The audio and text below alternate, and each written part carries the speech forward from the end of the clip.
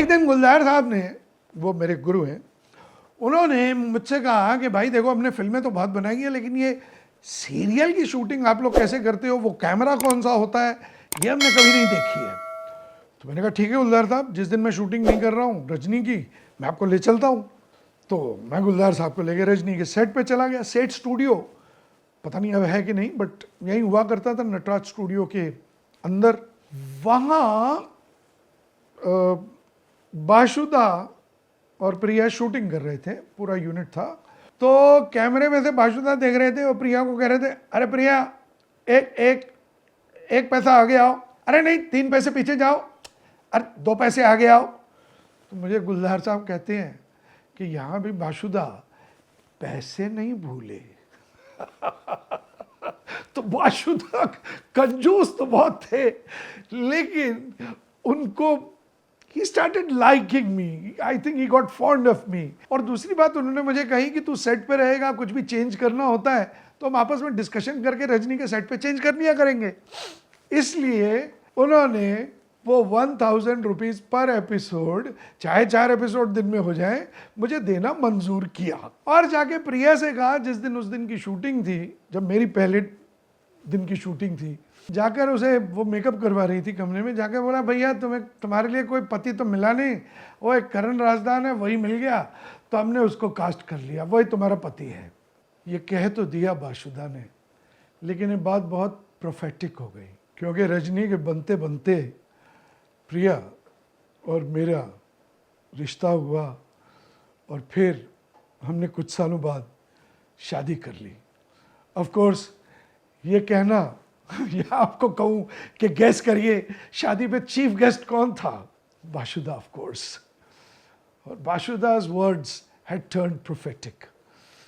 वो मैं सहरे वगैरह में था और मुझे अब भी याद है कि गुलजार साहब आ गए और मुझे कहते हैं कि फिर कभी अगर किसी फिल्म में मुझे गालिब दिखाना पड़ा तो मैं तुम्हें कास्ट करूंगा। वो सेहरे वगैरह में देखकर। तो इस तरीके से रजनी जो है धीरे धीरे आगे चल के बहुत बड़ा हिट हुआ, लेकिन शुरुआत में वो एक्चुअली फ्लॉप था। इतना बड़ा फ्लॉप था कि वो शो बंद होने वाला था, क्योंकि हमने क्या किया था, हमने रजनी में कैंड लाफ्टर होता है ना, हा हा हा हा हा हा हा, ये आप सुनते हैं ना सिटकॉम्स में, कॉमेडीज में, तो हमने वो डाल रखा था। ये 8 एपिसोड तक डाल रखा। उसके बाद 9वें एपिसोड में मुझे लगता है या 10वें में मैंने गैस सिलेंडर की बात उठाई और रजनी जाके लड़ती है, क्योंकि तब गैस सिलेंडर ब्लैक में बिका करता था, शायद अब भी बिकता है किसको पता। तो रजनी जाके लड़ती है।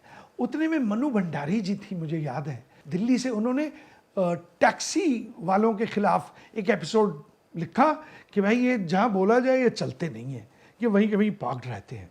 तो और तीसरा मैंने एक स्कूल एडमिशन में जो देना पड़ता है ना फंड या जो भी कहते हैं डोनेशन, तो उसके बारे में लिखा। Suddenly Rajni became a rage overnight. Overnight Rajni इतना बड़ा हिट हो गया कि हम जहाँ जाएं हमें मॉब किया जाता था, मुझे और प्रिया को। बल्कि क्या उसकी पॉपुलैरिटी थी ये बताने के लिए मैं आपको एक एग्जांपल देता हूं कि एक मैंने, उन दिनों में क्या था, मोबाइल्स तो थे नहीं। हमारे महाराष्ट्र में महानगर टेलीफोन निगम, उसका फ़ोन था हमारे घर में, और वो बरसातों में तो बंद ही रहता था, कई बार बगैर बरसातों के भी बंद रहता था। अरे बड़ी तकलीफ होती थी, कंप्लेंट कर करके थक गए थे हम लोग। मुझे आया गुस्सा, मैंने कहा इस पे एपिसोड ही लिख देता हूँ, रजनी में एक्सपोज कर देता हूँ मैं MTNL को। और साहब मैंने लिख दिया। और जब बारी आई नंबर लिखने की, अब कौन इतना सोचता है, मैंने अपना 546625 नंबर लिख दिया। मैं ठीक है, एपिसोड शूट हो गया। आप बिलीव नहीं करोगे, वो एपिसोड आधा भी खत्म नहीं हुआ था और वो घंटी जो बजनी शुरू हुई है वो 1 महीने तक रुकी नहीं। वो नीचे ही उठा के रखना पड़ता था फ़ोन। किसी को भी कोई घर पे आए उनको बोलना पड़ता था, वो बोलते थे फ़ोन क्यों नीचे उठा के रखा हुआ है इसका रिसीवर, तो जादू देखना है, कहते हैं हाँ। और मैं सिर्फ उसको रख देता था ऊपर और ट्रंग ट्रंग घंटी बजनी शुरू हो जाती थी। पूरे देश और दुनिया से लोग समझ रहे थे ये रजनी प्रभाकर और ये दीपक प्रभाकर का घर है, उनका नंबर है, रजनी है, रजनी से बात करनी है। यही चलता रहा। शुक्र है तब 6 डिजिट के फ़ोन्स होते थे, 7 के आ गए तो उससे मेरे फ़ोन का नंबर चेंज हो गया और मैं बच गया। बट ये थी रजनी की कहानी। ऑफ कोर्स प्रिया और मेरी शादी हुई और फिर ये रिश्ता चला।